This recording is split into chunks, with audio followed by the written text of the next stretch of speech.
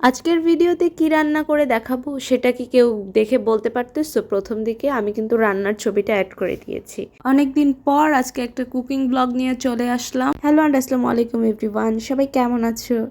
আজকে অনেকদিন পরে আমি তোমাদের মাঝখানে একটা কুকিং ব্লগ নিয়ে চলে আসছি। আর রান্নাটার নামটা মেইনলি আমিও জানি না, এটা আমার আম্মু আর কি রান্না করে, আমি জাস্ট এটা ভিডিও করে তোমাদের সাথে শেয়ার করলাম।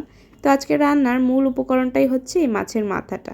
আর এখানে যে কোনো মাছের মাথা নেওয়া যাবে, লাইক অ্যাজ রুই মাছের মাথা, পাঙ্গাস মাছের মাথা, কাতল মাছের মাথা, বড় কোনো মাছের মাথা হলেই হবে। রান্না করার জন্য প্রথমেই মাথাগুলোকে ভালো মতো ক্লিন করে নিয়ে এরপরে একটা প্যানের মধ্যে পানি দিয়ে মাথাগুলোকে বসিয়ে দিতে হবে, মানে সিদ্ধ বসানো বলতে পারো। আর এর সাথে অ্যাড করতে হবে লবণ, হলুদ এবং সামান্য পরিমাণ লেবুর রস। এখানে তোমরা পরিমাণ মতো দিয়ে দিবে, মানে আন্দাজ মতো। আমরা কোনো পরিমাপ করে আসলে রান্না করি না, ওই জন্য পরিমাপটা বলতে একটু সমস্যা হয়। যাই হোক, এটাকে ভালো মতো সিদ্ধ করে নিয়ে তোমরা 15 মিনিটের মতো এটাকে ভালো মতো একটু সিদ্ধ করতে পারো, যাতে করে মাছের যে মাথার একটা গন্ধ থাকে সেটা যাতে না আসে। সিদ্ধ করার পরে এই হচ্ছে অবস্থা। এখন আমরা ভালো মতো কাটা বেছে নেব। কাটাগুলোকে ভালো মতো আম্মু বেছে নিচ্ছে। কাটাগুলো বেছে আমরা আলাদা রেখে দিচ্ছি।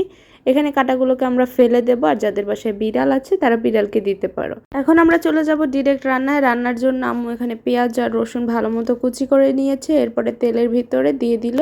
এরপরে পেঁয়াজ আর রসুনটা একটু ভাজা ভাজা হয়ে গেলে এর মধ্যে অন্যান্য মশলা অ্যাড করে দেবে। পেঁয়াজগুলো একটু নরম হয়ে আসতে এর মধ্যে আদা রসুনের পেস্ট, লবণ এটা দিয়ে ভালো মতো একটু কষিয়ে নেবে। এরপর এর মধ্যে গুঁড়া মশলাগুলো দিয়ে দেবে, যেমন হলুদের গুঁড়া, মরিচের গুঁড়া, জিরার গুঁড়া, ধনের গুঁড়া, লবণ সামান্য পরিমাণে, আর তেজপাতা, দারচিনি আর একটু কাঁচামরিচ দিয়েছিল 2-3টার মতো। আর সাথে একটা টমেটোর যেহেতু সিজন, তাই টমেটো কুচি করে দিয়েছে। তবে টমেটোটা অপশনাল, তোমরা চাইলে নাও দিতে পারো যদি টমেটোর টেস্ট পছন্দ না করো। আর শুকনো মশলাগুলো দেওয়ার পরে অবশ্যই একটু পানি দিয়ে কষিয়ে নিতে হবে।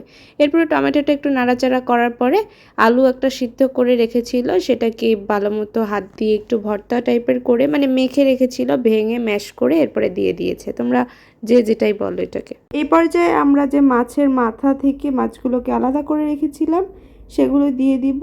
আর আমরা কিন্তু চামড়াটাও ফেলিনি, মোট কথা কাটা বাদে সবই এখানে ব্যবহার করা হয়েছে। তো এই সবটুকু এখানে দিয়ে দেওয়া হয়েছিল। এরপরে ভালো মতো এটাকে কষিয়ে নিতে হবে, যাতে করে একদম গন্ধটা না থাকে, মানে মশলার যে একটা গন্ধ থাকে সেটা যাতে না থাকে। ভালো মতো কষিয়ে নেব একটু সময় নিয়ে। ভালো মতো কষানো হয়ে গেলে আমরা এখানে 1 থেকে 1.5 কাপের মতো পানি দিয়েছিলাম। আপনারা যদি মনে করেন যে আপনাদের পরিমাণ আরও বেশি, সেক্ষেত্রে আর একটু বেশি দিতে পারেন। পানিটা শুকিয়ে গেলে আপনার রান্না একদম কমপ্লিট। আপনারা একবার শুধু এটা রান্না করে দেখেন। এই যে আমাদের এখানে এই বাটিটার 1 বাটি হয়েছিল 2টো মাথা থেকে। তো আপনারা একবার বাসায় রান্না করে দেখবেন যে এই খাবারটা কতটা মজা হয়ে থাকে। আর আপনারা যারা 1 প্লেট ভাত খান তারা এই খাবারটা রান্না করলে 2 প্লেট ভাত খাবেন সেই দিন। আমাদের বাসায় ওই দিন রান্না হয়েছিল এই মাছের মাথা দিয়ে এই রান্নাটা, তারপরে করলা ভাজি আর ডাল। আমরা তো অনেক মজা করে খেয়েছি। আর আপনারা যেদিন রান্না করবেন এই রেসিপিটা, সেই দিন আপনারা ভাত একটু বাড়িয়েই রান্না করবেন, কারণ আপনার ফ্যামিলির সবাই সেদিন একটু ভাত বেশি করে খাবে।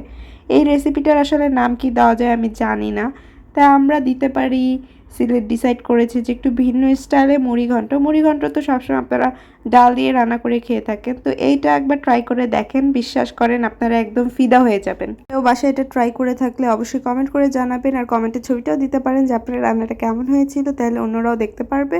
তো এতক্ষণ ধরে ভিডিওটা দেখার জন্য সকলকে অসংখ্য ধন্যবাদ। যে যেখান থেকেই দেখছেন একটা লাইক আর সাবস্ক্রাইব অবশ্যই করে দিয়ে চলে যাবেন।